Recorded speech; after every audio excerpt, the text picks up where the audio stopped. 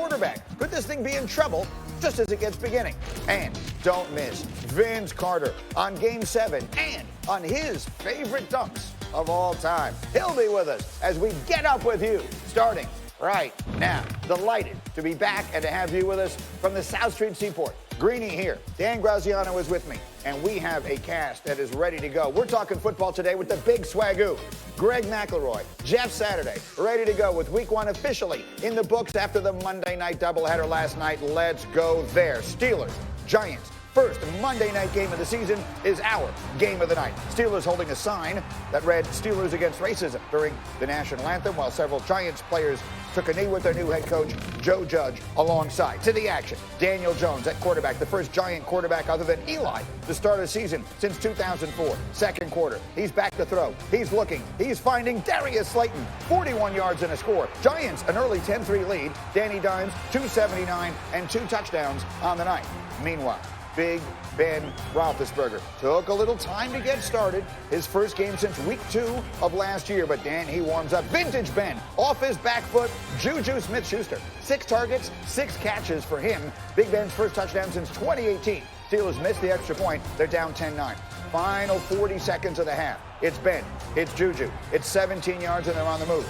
Just over 20 seconds to go. It's Big Ben again. Now he's 38 years old. He's coming off the elbow. He's not going to run with it. He's not going to run with it. Oh, he's going to run with it. Vintage Big Ben, 11 yards, and he gets up calling the timeout. Steelers in the red zone. Big Ben had more yards rushing in this game than Saquon Barkley. Next play, Roethlisberger, James Washington. Look at him fight. Will not go down. Into the end zone he goes. Roethlisberger, 21 of 32 for 229 on the night, getting help from his receiver there. Steelers, the 16-10 lead at the half. Early third. I mentioned Saquon Barkley. Oh, the Steeler defense. All over him. 15 carries for 6 yards for Saquon Barkley. What a night for the Pittsburgh defense. Meanwhile, in that same drive, Danny Jones, he's got his team working. He's got his team moving. 18 plays were good. Here's the 19th play of the drive. Oh, my goodness. He throws up a fair catch to Cameron Hayward. A critical turnover in the final 9 minutes. 5:30 left in the game now. Steelers up 19-10, looking to put it away. Ball's at the 8. It's Ben. Again, it's Juju. Again. Second touchdown of the night for Juju Smith-Schuster. Big Ben was finished with 3 touchdowns on the night, and the Steelers, behind a rugged defense and the return of their quarterback, are 1-0. Big Ben, let's talk. Yeah, there obviously were a little bit of jitters. I was excited, nervous to be out there. Just wanted to not let my guys down. You know, that was the biggest thing. And I'm going to be sore tomorrow. There's no doubt. I got some bumps and bruises, but in terms of elbow and everything else, I feel really good right now. And the numbers are good. Again, Roethlisberger, 229, 3 touchdowns, no picks. It's his 50th career 3 passing touchdown game. He is the 8th player in history to have that many. And so let's get right to the action here, and I'm going to go right to Roethlisberger before we go anywhere else. And Greg McElroy, you've put together a little tape on what you saw from the Steelers quarterback in his return. Now, Greeny, he might not be able to evade would-be tacklers like he once did, but this is year 17 for Ben Roethlisberger. His coverage recognition and savvy still remains very elite. Let's go to some of these plays from the other night. It really was. You look at the way the Giants disguised coverage. 2 high safeties initially, but you see that backside safety drop into the box? That's difficult for a lot of quarterbacks to see. He recognized the man coverage, gets Ebron working away against the undersized defender. Really big play. I love this, though. Cover 0, understanding that he will not have enough blockers in the protection to handle all the rushers from the Giants. What does he do? He drifts away. He buys time. He puts a lot of air under it to allow Juju to run under it. It's beautifully done. Similar coverage to what we saw just a second ago, where that backside safety drifts in. He sees it, no problem to get a 2-minute drill started.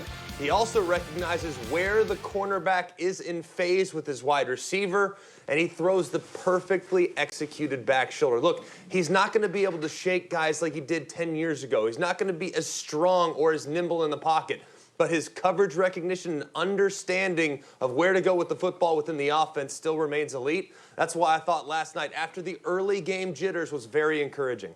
Jeff Saturday, what did you see from Big Ben last night? Yeah, I thought he was nervous, Ben, to Greg's point. He was nervous, Ben, early, right? He talked about how he had never had these type of butterflies leading into a week, and it showed early. You know, his eyes dropped down when he was getting pass rush.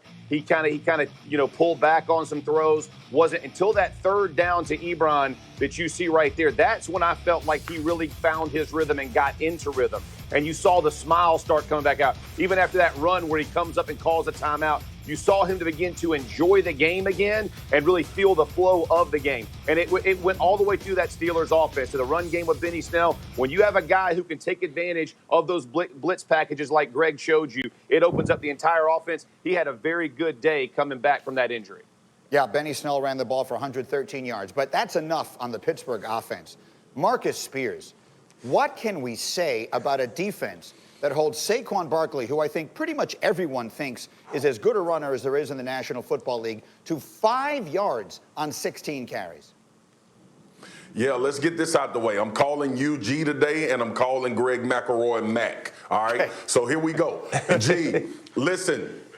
It's old school defense, man. And when I say old school, a lot of guys, they are so physical at the point of attack. They create negative plays. It does not matter who you have offensively. They're going to take it away. I got to compliment their defense coordinator, Keith Butler. He made 1 point.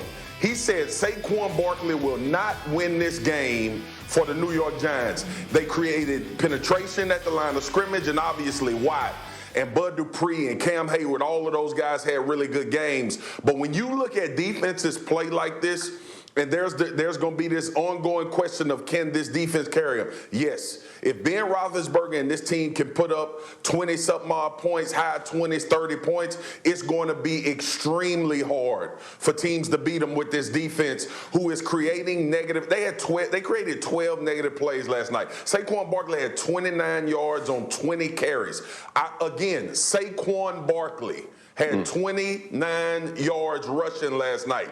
That's a defense that can carry you to a championship, and they used to that in Pittsburgh.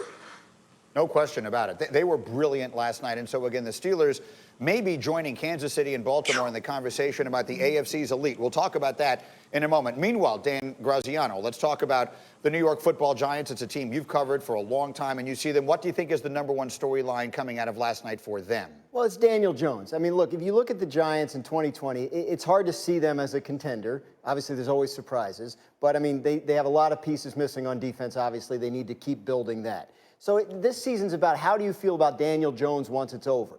And I think if they come out of this season thinking he's made strides, thinking he's shown growth, then that's a positive. So out of last night, I think they saw more good than bad, quite honestly. This is very bad. Obviously, that's the end of a 19-play drive. The first, as you mentioned, 16 or 18 of which were very good. He was picking up third down with his arms, with his legs. He was showing the ability to stand in there against a tough defense that was completely smothering his best player, Saquon Barkley. So I think there's a lot to be happy with in terms of Daniel Jones if you're the Giants.